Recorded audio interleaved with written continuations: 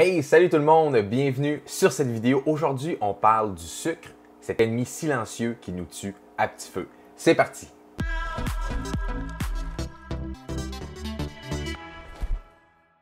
Hey, salut à toi, bienvenue sur ma chaîne YouTube. Si tu es nouveau sur la chaîne, n'hésite pas à t'abonner en cliquant sur le bouton s'abonner et active la cloche des notifications pour être sûr de ne pas manquer mes prochaines vidéos.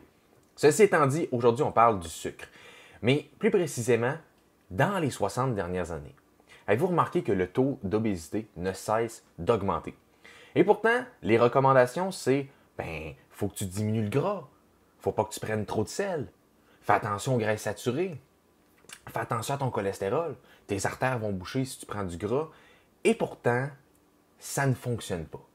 Le sucre est omniprésent dans l'alimentation, même qui porte 50 noms qu'on n'est pas nécessairement capable d'identifier.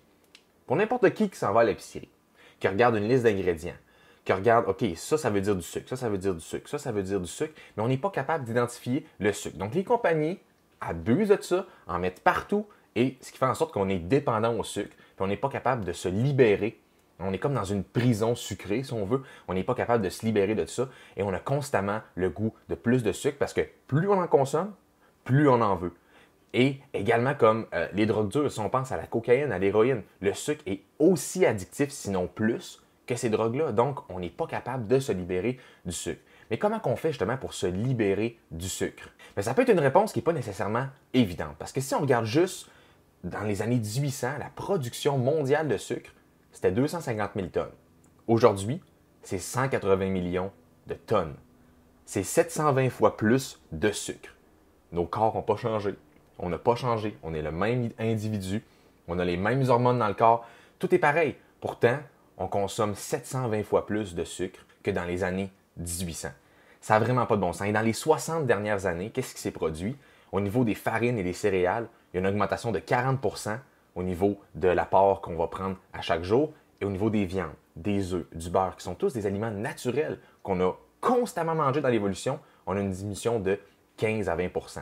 Donc, ça ne fonctionne pas d'augmenter justement les produits céréaliers où est-ce qu'il y a constamment du sucre, il y a constamment justement des farines, on parle même du gluten, donc ça ne fonctionne pas comme ça.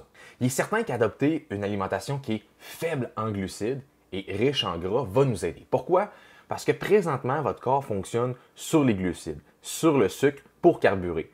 Mais si on change notre carburant et on fait en sorte que notre corps carbure sur les gras, et qu'est-ce qui va arriver? On n'aura plus ce signal qui nous dit mange du sucre, et on va pouvoir enrayer, complètement enlever, je voulais dire enlever et enrayer en même temps, mais on va pouvoir enlever et enrayer les rages de sucre. Pour vous donner une idée des 50 noms que le sucre peut avoir sur les étiquettes, je vais vous en nommer quelques-unes. Donc on peut avoir le sucre, le saccharose, le sirop de glucose, de fructose, le miel, le maltose, le dextrose, la maltodextrine, le dextrine, l'amidon, le sirop d'amidon, l'amidon modifié, pour en nommer que quelques-uns.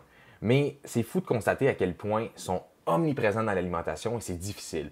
Donc un truc pour essayer d'éviter ces sucres-là, c'est quand vous allez à l'épicerie, n'allez pas dans les rangées du centre. Faites votre épicerie en faisant le contour finalement. C'est là que vous allez avoir justement tous les aliments qui sont le moins transformés possible et on va enrayer justement ce fameux sucre-là qui est souvent caché dans les aliments. Et c'est pourquoi je dis que vu qu'il est caché, c'est un ennemi silencieux parce qu'on n'est pas capable de l'identifier, à moins de connaître les 50 noms. Mais on n'a pas tous un bac en chimie pour apprendre les 50 noms qu'ils vont mettre sur les ingrédients. Donc, pour les éviter, tout simplement, faites votre épicerie avec les contours et n'allez pas dans les allées centrales finalement. Et ce qui est important de comprendre également, c'est qu'il n'y a aucun glucide qui est nécessaire. Souvent, quand on parle des glucides, juste pour vous donner une idée, dans l'alimentation, on a les protéines, on a les lipides, les bons gras, et on a les glucides. Les protéines, on les appelle les acides aminés essentiels. Donc, le mot essentiel, retenez ça. Les lipides, ou les bons gras, on les appelle les acides gras essentiels. Encore une fois, le mot essentiel. Les glucides, on les appelle les glucides. Il n'y a aucun glucide, parce que c'est masculin, il n'y a aucun glucide qui est essentiel. Donc, vous n'avez pas besoin de glucides, même que le corps peut produire la quantité de glucose dont il a besoin pour certains organes à partir des acides aminés, donc les protéines, et à partir des acides gras. Pourquoi? Parce que le corps, c'est une super belle machine d'adaptation si on lui laisse faire son travail. Donc, on n'a pas besoin de glucides, donc vous pouvez couper tous ces glucides-là. Le problème, c'est que c'est super addictif, les glucides. On devient dépendant très rapidement. Et l'industrie alimentaire a su capitaliser là-dessus. Si on devient plus dépendant avec les glucides, mais qu'est-ce qu'ils font? Mais ils en mettent partout. Pourquoi? Pour qu'on soit constamment en train de manger.